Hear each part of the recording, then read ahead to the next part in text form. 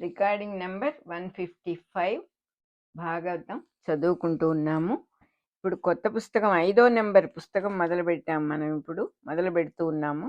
చతుర్థ స్కంధం అంటే 4వ స్కంధంలో మొట్టమొదటి భాగం స్టార్ట్ చేసుకుంటూ ఉన్నాము. ఇక్కడ మనం ఉపోద్ఘాతం చదువుకుందాం. ముందర ఇది 1వ పద్యం నుంచి 214వ పద్యం వరకు బ్రీఫ్గా ఉన్నవి రాశారనమాట. ఇందులో ప్రాథమిక జీవరాశులైన జలచరములు, వాయుచరములు, స్థావరములైన వృక్షజాతులు ఆరోహణ క్రమమున పుట్టుటయు, అందు స్థల చరములలో వెన్నెముక గల జీవులు పుట్టుటయు, అందు 4 కాళ్ల జంతువులు పుట్టుటయు, అవి క్రమముగా కోతులు కొండముచ్చుల మీదుగా మానవులు పరిణమించుటయు గుర్తెరిగినది పాశ్చాత్య జీవ పరిణామ శాస్త్రముల దృష్టి. ఈ దృక్పథమునకు డార్విన్, మెండెల్, లేమార్క్ మున్నగువారు మూల పురుషులు. వీరి దృక్పథము నుండి కొన్ని విచిత్ర సిద్ధాంతములు రూపొందినవి. మానవుడు అనాగరిక జంతు స్థితి నుండి కాలక్రమమున నాగరికుడైన వైజ్ఞానిక మానవుడుగా రూపొందెను అనుట ఒక సిద్ధాంతము. ఇది స్థూల దృష్టికి సత్యమనిపించును గాని దీని యందు కొన్ని ప్రశ్నలకు సమాధానములు రావు.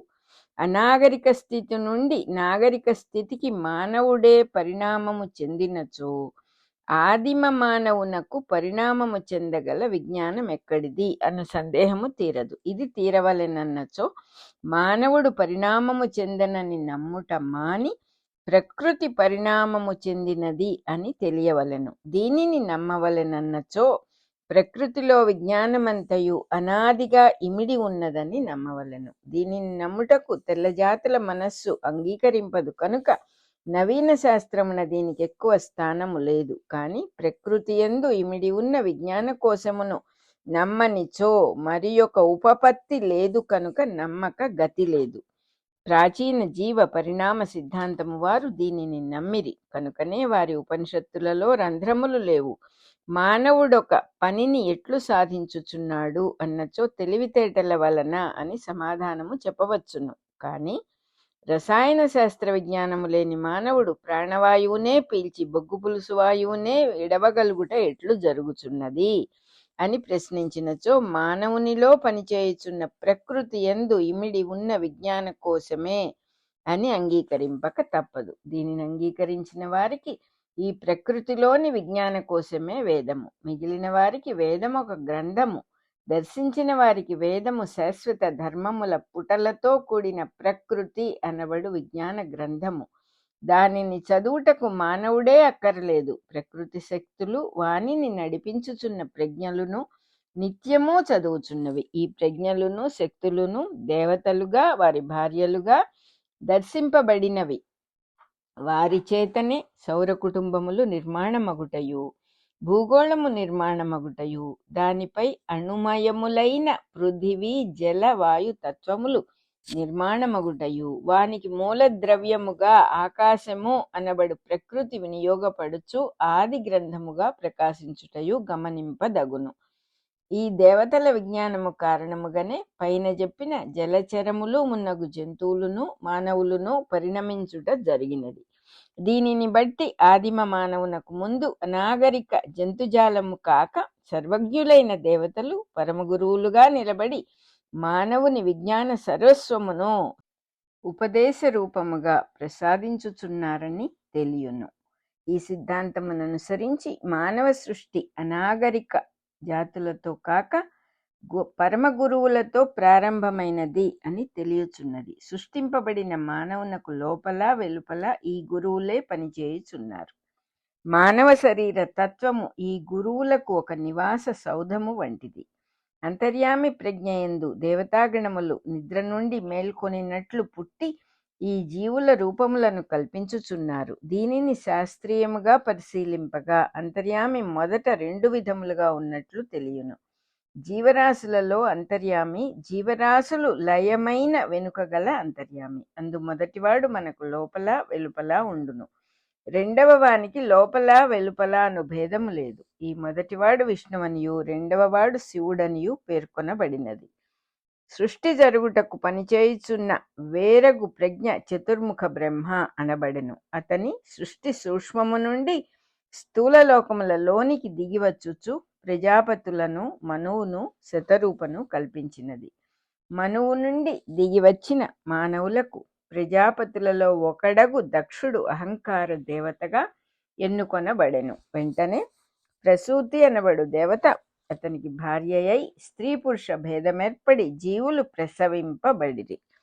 అందు దేహకల్పమునకు కావలసిన మనస్సు ఇంద్రియములు మున్నగు ప్రజ్ఞలకు అధిదేవతలై కొందరు సమావేశమైరి. వారికి ప్రయోగశాలగా మానవ దేహము బ్రహ్మచే కల్పింపబడెను. ఈ కల్పనమునకు లోకహితము తప్ప స్వప్రయోజనము లేకుండుటచే ఇది యజ్ఞము అనబడెను. యజ్ఞశాల అయిన దేహమున దక్షుడు అధిపతిగా ఏర్పడెను. అతడు దేహ దేవతలను ఋత్విక్కులుగా ఆహ్వానించి నియమించెను. కానీ ఇంతలో ఒక దేహము ఒక వేరైన సృష్టిగా భావింపబడి అహంకారము ఘనీభవించెను. అందున్నది తానే అని మేల్కొనుట వలన అంతర్యామిని అంగీకరింపని స్థితి కలిగెను. దీనిని దక్షుడు తన యజ్ఞమునకు శివుని అంగీకరింపని కథగా వేద ఋషులు మలచిరి. కాలక్రమమున దక్షయజ్ఞ కథ సార్వకాలికమైన సృష్టి కథగా ఉపదేశింపబడెను. అంతర్యామిని అంగీకరింపని అహంకారమునకు తాను వేరు ఇతరులు వేరు అనగా అవి కేవల భౌతిక జీవితమునకు దారితీసెను. తత్ఫలితముగా జీవితమొక యుద్ధరంగం అయ్యెను. దేవతల యజ్ఞశాల కర్మబంధమునకు కారణముగా చేయబడెను. దాని పరిణామము ఆ యజ్ఞం అసంపూర్ణముగా మిగులుటయే. ఇది దక్షయజ్ఞ ధ్వంస కథగా చెప్పబడెను. కర్మబద్ధులైన దుష్టుల శరీరములలో పనిచేయుచున్న ప్రకృతి ప్రజ్ఞలైన దేవతలు మృతమైన దేహముల నుండి వెలువడి శివుని దర్శించి మరల జ్ఞానమూర్తులైరి. ఈ యజ్ఞమును చక్కగా సమాప్తి చేయుమని ప్రార్థించిరి. అహంకారమగు దక్షుడు మరల బ్రతికింపబడెను. తండ్రులు చనిపోవు లోపల బిడ్డలు పుట్టిరి. వారు తరతరములుగా అంతర్యామిని ఉపాసించు విద్యను ఆర్జించిరి. దానితో శివునకు యజ్ఞమున స్థానము అంగీకరింపబడెను. మరల యజ్ఞశాలయగు నూతన దేహము నిర్మాణమగుసరికి అంతర్యామి విష్ణువుగా దర్శింపబడెను. అతడు యజ్ఞస్వరూపుడు. జీవితము తనదిగా జీవించు స్థితి నుండి అంతర్యామిగా జీవించు స్థితికి మానవుడు ఆరోహణము చేసెను. ఇదే మోక్ష విద్య. అంతర్యామియందు 2 భాగములున్నవి. 1 ప్రజ్ఞ, 2 శక్తి.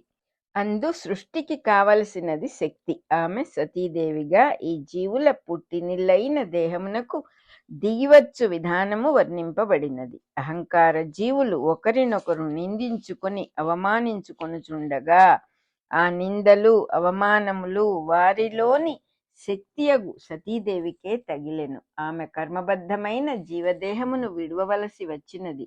అనగా భౌతిక దేహములకు జననముతో పాటు మరణము తప్పనిసరి అయినది. ఈ కథలోని కూర్పు ఇందలి ప్రకృతి శక్తుల చేర్పు, దానిని సమన్వయపరచిన నేర్పు మరి ఏ ఇతర కథల యందును కనుపింపవు. కథలోని పరమార్థం ఎంత గొప్పదో కథా సంవిధానం కూడా అంత గొప్పది. అది అద్వితీయము. కారణమేమనగా భూమిపై మానవుని సృష్టి అద్వితీయము. ఈ విధమైన కథా సంవిధానము యొక్క మార్గమే వేదార్థ ప్రతిపాదనము.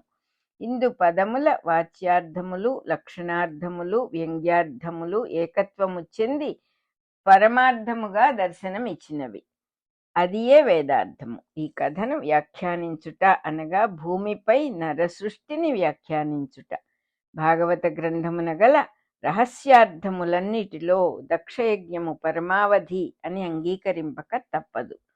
పెద్దలు దీనిని వివరించుటయందు బద్ధకించుటచే ఇది కూడా ఒక కట్టుకథగా చదువుకొనబడుటయు పండితుల వివిధ వ్యాఖ్యానములకు గురియగుటయు జరిగినది. ఇందలి శివుడు విష్ణువు పామరుల శైవ వైష్ణ సంప్రదాయములుగా అర్థము చెప్పబడినారు.